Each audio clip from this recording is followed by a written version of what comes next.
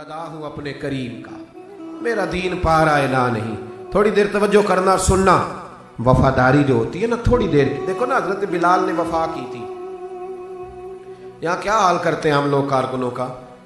मैं अक्सर ये रोना रोता हूँ। मैं कहता हूँ जब तक तो पीर साहब के आस्थाने पे झाड़ू देता है तब तक तो वो बड़ा वफादार मुरीद होता है। अगर उस पर कर्जे चढ़ जाए तो पीर साहब कहते हैं उसका जाती मामला है।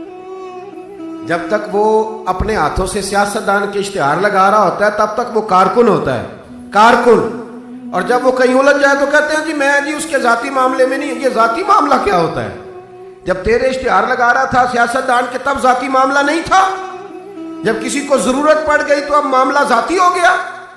प्यार करना पड़े, कुछ देना पड़े तो फिर भाग गए, बिफर गए। और लोगों के पास जब दौलत आती है तो रंग ही बदल जाते हैं। जब इक़्तिदार मिलता है तो अंदाज ही बदल जाते हैं। जब अतवार कुछ और होते हैं तो लोगों के तरीके बदल जाते हैं। इसलिए कि रिश्ता जरूरत का बना लिया हमने। सैयदना बिलाल ने बड़ी मार खाई थी। कोई बताए हजरत बिलाल को गवर्नरी का लालच था? हजरत बिलाल हबशी को क्या लालच? बड़ी मार खाई। और यारो बड़ी सारी खाई। एक तो वो मार है ना जो अब्दुल्ला बिन जदान मारता था, उमैया बिन खलफ मारता था, एक तो वो है। और हजरत बिलाल जब दरवाज़ा रसूल पे आए तो बुखारी मुस्लिम में मौजूद है, हजरत बिलाल नबी पाक के मेहमान आते थे तो खुद कर्जा उठा के लाते थे। और एक वक्त ऐसा भी आया कि कर्जे इतने ज़्यादा आ गए थे कि यहूदी ने कहा कि बिलाल तूने बड़े सारे पैसे कर्ज लिए हुए हैं, तो अगर अब तूने पैसे ना दिए तो मैं तुम्हें फिर से बांध दूंगा।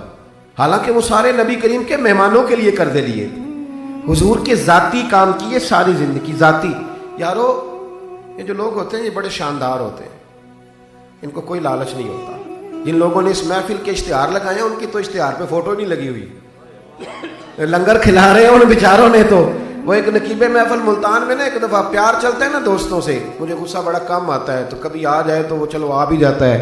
अब ये भी मसला है। वो बार बार कह रहे थे लोगों से तुसी हथ नहीं चुकते, तुसी बड़े बेसौक हो, तुसी मैंने याद रहोगे। मैं क्या चुप कर जा, तू कोई नज़र न्याज लैनी, ये सारे मुफ्त आए नहीं, ये ज़्यादा कीमती हैं, ये फ्री आए हैं। बड़ी मेहरबानी, अल्लाह आपको जरा सुने मेरे भाई।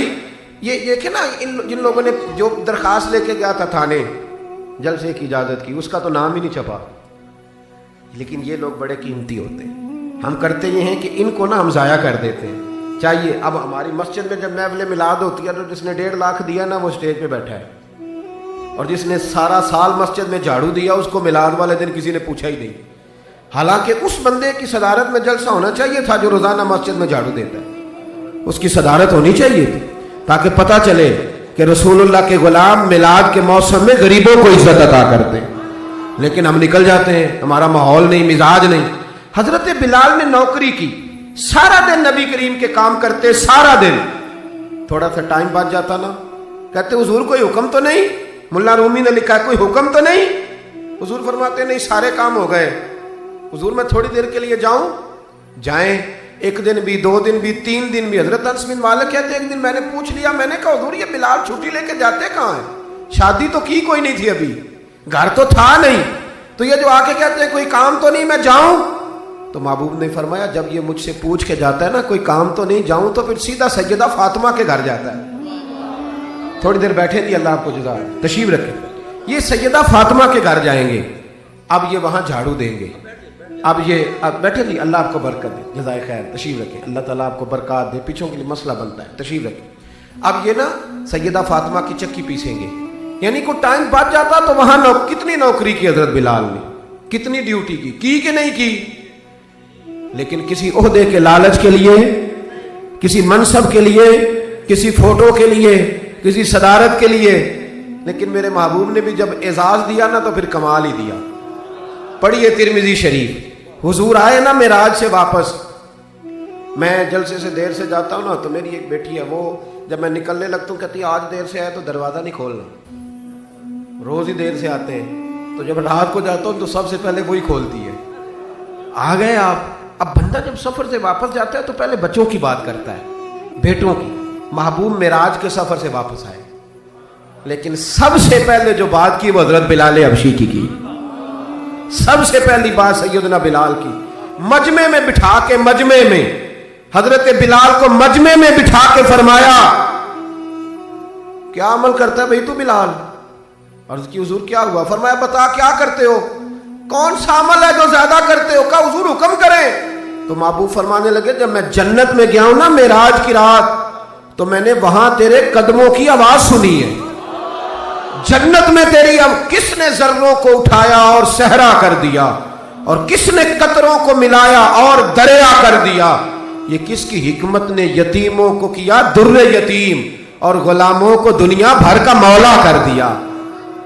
ایک بڑی عجیب بات لکھی ہے ابن اسحاق نے، کہتے ہیں کہ جب فتح مکہ ہوئی نا،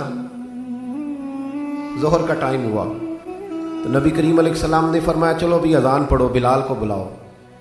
تو جو ہے میری بات پر سنیں اور یاد رکھیں، حضور نے فرمایا بلال کو بلاؤ، اذان پڑھے۔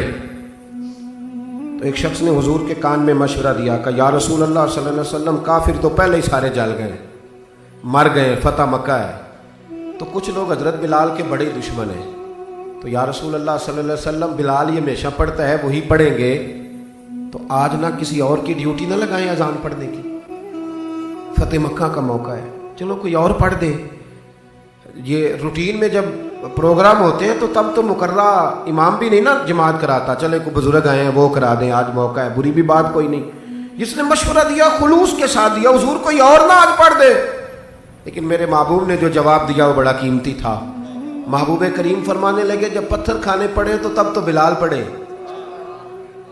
اور جب بدر اور احد میں تلواریں چمکے تو تب تو بلال پڑھے، اور فرمایا جب بھوک کاٹنی پڑے تب تو اذان بلال پڑھے، اور آج اللہ شان عطا کرے تو کوئی اور پڑھے۔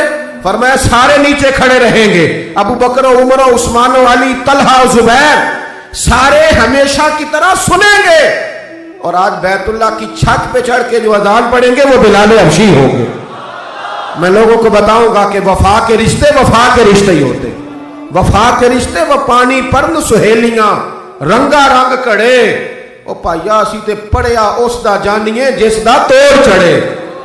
وفا والا رشتہ قائم کرو، وفا والا، کبھی ملا کرو، کبھی پی ایچ ڈی کر لیتے ہو نا تو کبھی میٹرک والے پرائمری والے استاد سے بھی جا کے ملا کرو، جب اللہ شان عطا کرے تو کبھی کبھی اپنے گاؤں بھی جایا کرو، کبھی جا کے ملا کرو۔ ہاں شہر میں آ کر پڑھنے والے بھول ہی گئے کس کی ماں نے کتنا زیور بیچا تھا۔ اپنے انداز نہ بدلو، اطوار نہ بدلو، اخلاق حسنہ کی دولت پیدا کرو۔ یہ جو ہم ٹوٹ گئے ہیں نا، امیروں کی سوسائٹیاں الگ ہیں اور غریبوں کی جھونپڑیاں الگ ہیں، انہوں نے بڑی تفریق پیدا کر دیا معاشرے میں۔ لوگ تو جنازے پڑھنے چھوڑ گئے ایک دوسرے کے، لوگوں کاٹ دیا، جس کے پاس پیسے زیادہ آئے، اپنے بھائی کی بچی غریب بیٹھی ہے رشتے کے لیے، اس کو وہ رشتے ڈھونڈ رہا ہے، کہہ رہا میرا کوئی میرے اسٹیٹس کے لوگوں میں رشتہ کرا دو، تو رشتے والے نے کہا وہ تیرا اپنے بھائی کی بھی تو بیٹیاں نا، تو وہاں کر لے۔ کہتا نہیں وہ جب شادی کرے گا نا تو میں تعاون کروں گا۔ تو تعاون تو بھائی کوئی اور بھی طرز کھا کے کاری دیتا ہے، تو اور بھی کو کر دیتا ہے۔ تو وہ والا رنگ اختیار کر جو اللہ رسول نے تجھے عطا فرمایا ہے۔ ہمارے معیار میں وہ وفا نہیں، وہ حسن نہیں، یہ میری طرح کے لوگ جن کو اللہ بڑی شان عطا فرماتا ہے، دین کے نام پر بڑا نوازتا ہے، لیکن لب و لہجے میں کئی دفعہ سختی آتی ہے، کئی دفعہ احساس نہیں ہوتا کہ ہم کیا کر رہے ہیں۔ اعلیٰ حضرت فاضل بریلوی فرمایا کرتے تھے لوگوں نبی پاک کے وفادار رہنا، فرشتے بھی تمہاری عزت کریں گے۔ کیا فرمایا؟ کہنے لگے فرشتے بھی کرتے ہیں تعظیم میری، فدا ہو کہ ان پر یہ عزت ملی ہے۔ اکرام کرنا، کبھی بھی اپنے نفس کو نصیحت کرنا۔